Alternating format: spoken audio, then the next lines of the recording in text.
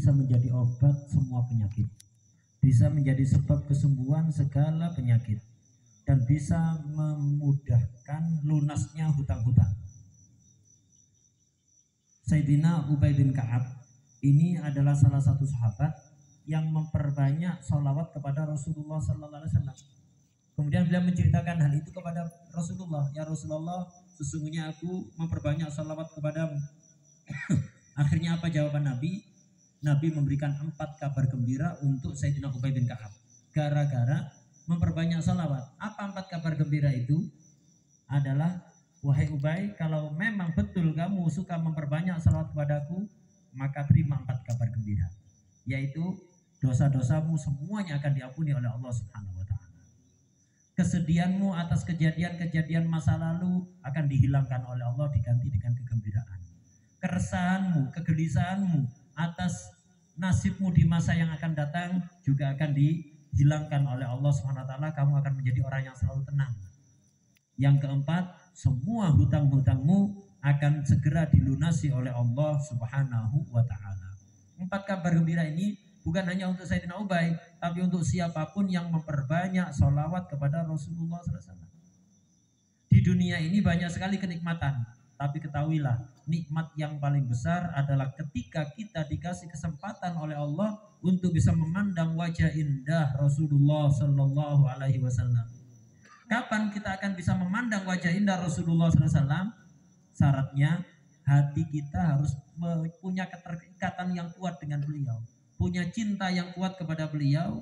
Kemudian kedua, perbanyak sholawat dan salam kepada beliau, bukan sholawat asal-asalan. Sholawat dan salam kepada Nabi dengan hati yang penuh takzim, penuh keyakinan akan keagungan Nabi Muhammad SAW di sisi Tuhannya Nabi Muhammad Sallallahu Alaihi Wasallam. Sholawat seperti itu, sholawat yang disertai cinta yang kuat pada Nabi, disertai rasa pengagungan yang kuat kepada Nabi, akan mendatangkan hasil secara kontan seketika.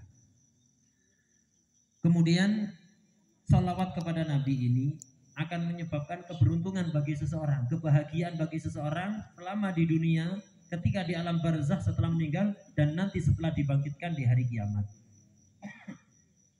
Di hari kiamat, orang yang memperbanyak sholawat kepada Nabi ini akan menjadi orang yang dekat kepada Nabi.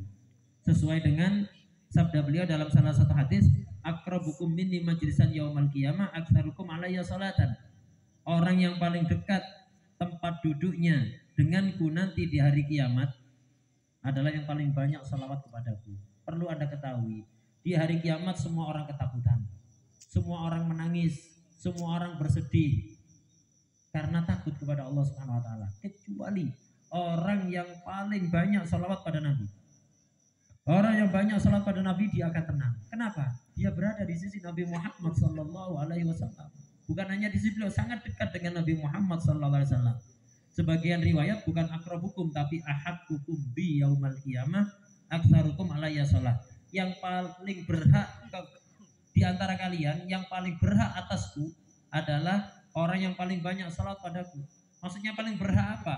Paling berhak memandang wajahku di hari kiamat, paling berhak duduk di sisiku di hari kiamat, paling berhak untuk berkomunikasi setiap saatnya denganku di hari kiamat adalah orang yang paling banyak salawat kepadaku. Nabi itu nanti akan mengenali umatnya di hari kiamat dengan apa? Dengan salawatnya. Semakin Anda banyak salawat pada beliau, di hari kiamat Anda langsung dikenali oleh Rasulullah SAW. Dan Nabi tidak mungkin membiarkan orang yang dikenal untuk diadab, akan pasti akan disyafaati oleh beliau Sallallahu Alaihi Wasallam.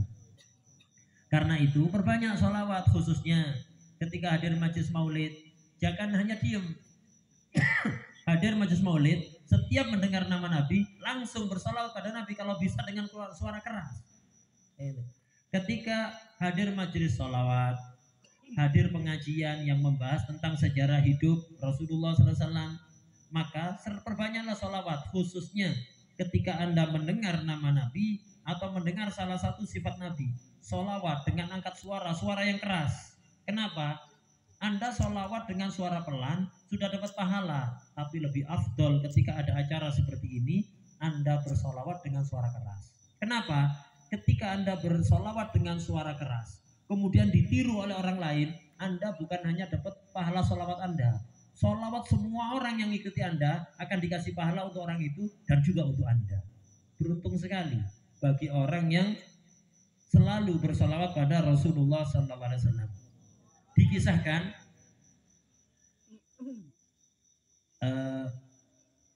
dulu itu ada seseorang yang hadir pengajian hadis.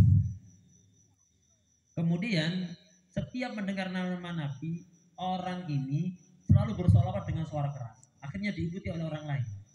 Ketika meninggal, ada orang mimpi bertemu orang ini.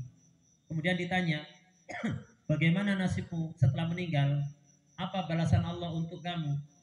Dia menjawab, Allah mengampuni dosa-dosaku dan mengampuni dosa-dosa guruku yang mengajar hadis dan mengampuni semua yang hadir majelis hadis tersebut. Gara-gara apa? Gara-gara bersolawat pada Nabi Muhammad SAW. Dalam salah satu hadis, solawat ini disebut dengan nama Al-Mahiqah. Nama lain solawat adalah Al-Mahiqah, penghapus. Kenapa? Solawat itu bisa menghapus dosa-dosa kita sebanyak apapun.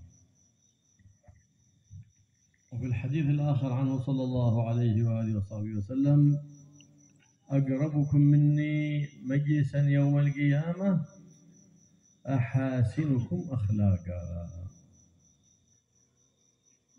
كلما كان خلقك حسن كنت أقرب لجد الحسن محمد صلى الله عليه وآله وسلم.